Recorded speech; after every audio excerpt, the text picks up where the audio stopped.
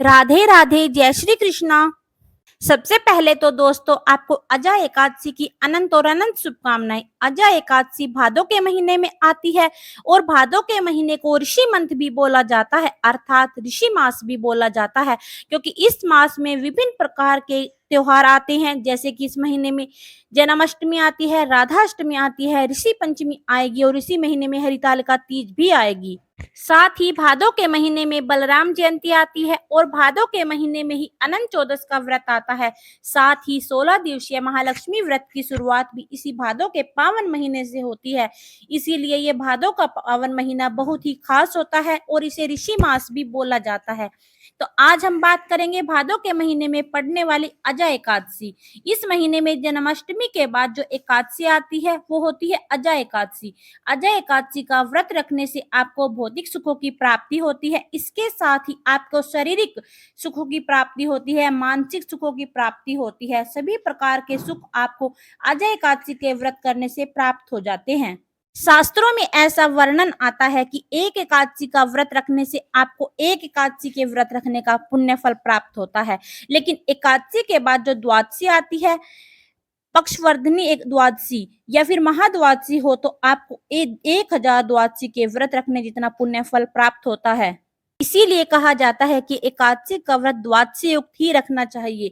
भाद्रपद कृष्ण पक्ष की जो एकादशी अजय एकादशी होती है उसे जया, कामिनी अथवा अजय एकादशी के नाम से जाना जाता है। इस दिन भगवान विष्णु जी की पूजा अर्चना वंदना करी जाती है, रात्रि में जागरण किया जाता है। व्रत रखने से और रात्रि में जागरण करने से सभी प्रकार के मनुष्य के पाप जो होते हैं वो नष्ट हो जाते हैं। चलिए शुरू करते हैं अजय एकादशी की व्रत कथा। दोस्तों, पुराणों में वर्णन आता है कि एक बार सत्यवादी राजा हरिश्चंद्र ने स्वप्न में ऋषि विश्वामित्र को अपना राज्य दान कर दिया। अगले दिन ऋषि विश्वामित्र दरबार में पहुंचे तो राजा ने उन्हें अपना सारा राज्य सच में ही सौंप दिया। ऋषि ने उसे दक्षिणा कि में 500 स्वर्ण मुद्राएं और मांगी। दक्षिणा चुकाने के लिए राजा को अपनी पत्नी एवं पुत्र तथा स्वयं को भी बेचना पड़ा। राजा हरिश्चंद्र को एक डोम ने खरीदा। डोम ने राजा हरिश्चंद्र को शमशान में नियुक्त करके मृतकों से संबंधियों से लेकर शवदाह करने का कार्य सौंप दिया गया। उसको जब यह कार्य करते हुए कई वर्ष बीत गए तो एक दिन अकस्मात उनकी गौतम ऋषि से मुलाकात हुई। राजा ने उनसे अपने ऊपर बीती सब बातें बताई तो मुनि ने उन्हें इसी अजय एकादशी का व्रत रखने की सलाह दी।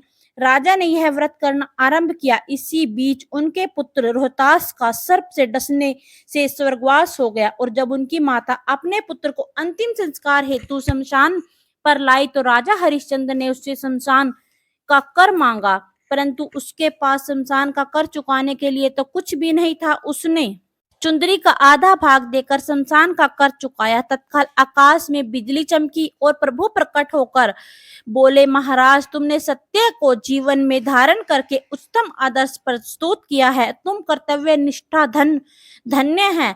तुम इतिहास में सत्यवादी राजा हरिश्चंद्र के नाम से हमेशा अमर रहोगे।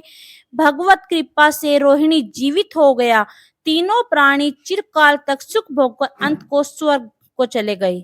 इस कथा के सुनने मात्र से मनुष्य के सभी पाप नष्ट हो जाते हैं। मनुष्य को मानसिक एवं शारीरिक सुखों की प्राप्ति होती है। तो दोस्तों, आपको यह कथा कैसी लगी कमेंट करके जरूर बताएं। अगर आपको यह कथा अच्छी लगी तो वीडियो को लाइक और चैनल को सब्सक्राइब जरूर करें। फिर मिलेंगे एक नई वीडियो के साथ, तब तक के लिए नमस्कार, जय श्री कृष्ण।